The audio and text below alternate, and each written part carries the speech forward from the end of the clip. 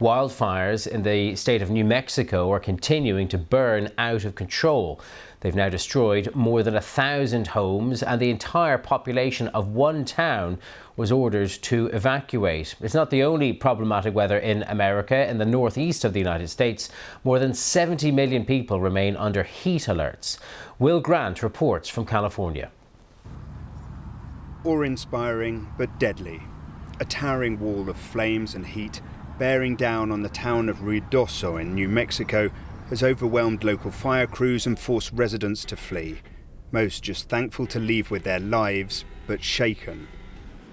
Frank and Connie Loya, both 83, are sheltering in an evacuation centre, lucky to have made it out at all. We could see the smoke change, and we were engulfed in smoke. That scared me to death. I don't know whether we're going to have a home. There are several people in that area just above us that lost their home.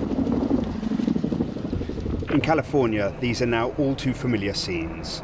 Hillsides ablaze, thousands of hectares lost as tinder-dry brush catches alight, and firefighters struggling to bring around a dozen separate blazes under control. It is devastating, especially when you get these wind-driven fires and you have all this unburnt fuel combined with low relative humidity. It can create massive damage. As Californians endure another season of rampant wildfires, warnings over extreme weather are in place across the country, from heat waves in the northeast to a tropical storm in Texas, a nation experiencing the real-time effects of climate change. And this is just the start. Experts say this has been an unusually early and aggressive fire season, with several months of hot, dry weather ahead. The contrast with the scene in Texas couldn't be starker. The first tropical storm of the hurricane season in the Gulf of Mexico has caused flooding in Galveston, as well as in Mexico itself, as North America braces itself for more extreme weather to come. Will Grant, BBC News, Southern California. Well, you heard there Will referencing Galveston in Texas. Tropical Storm Alberto is forming in the Gulf of Mexico.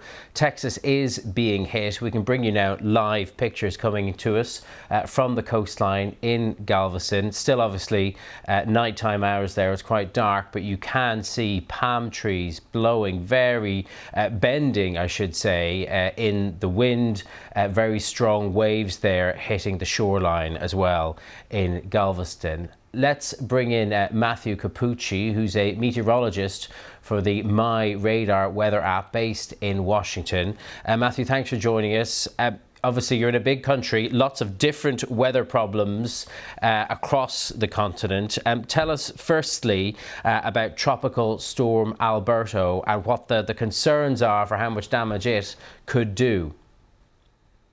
Yeah, so Alberto formed in a rather unusual way for this time of year. We had something called the Central American Gyre, essentially this big swirl in the atmosphere, kind of broad and diffuse over the Gulf of Mexico, the Bay of Campeche, the Yucatan Peninsula, and the Western Caribbean.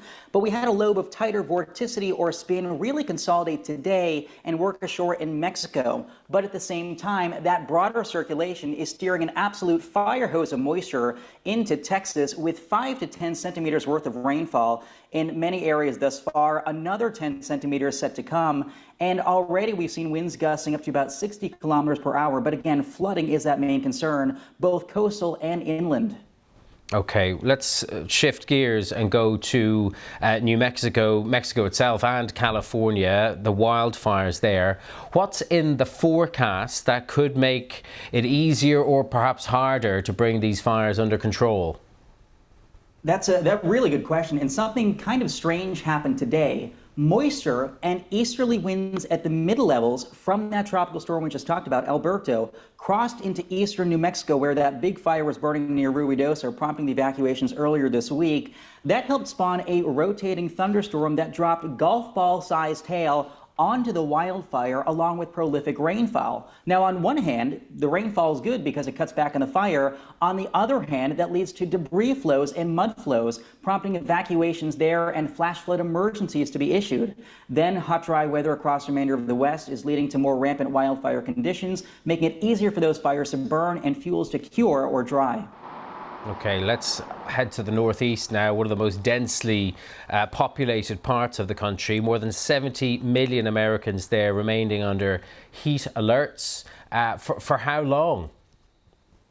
Yeah, this is a really long duration heat wave. I can tell you, I stepped outside earlier on today, and only being out for 30 seconds a minute is more than enough for me. Temperatures in the upper 30s, around 40 Celsius in some places. The feels like temperature pushing to 40 Celsius in a number of major northeast cities. The reason? A big heat dome, a sprawling ridge of high pressure. It's like a force field. It pushes away any storms, the jet stream, any clouds, leaving the sun to bake the ground with hot, dry, sinking air. And these temperatures are likely to stick around until at least Friday or Saturday.